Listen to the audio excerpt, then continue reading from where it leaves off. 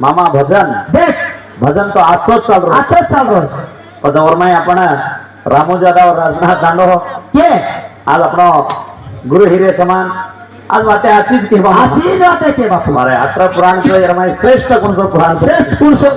देखा का श्रेष्ठ कौन चार वेद वाचरो हे बापू जसे शानो जसे मार वाते सांभाळ तू पहिला कोणी होणार काय गलतीची नाही वाच सहीच नाही बरोबर चार वेद वाचो के ना पण पाळे वे पण चार वेद वाचो तो कारण काहीच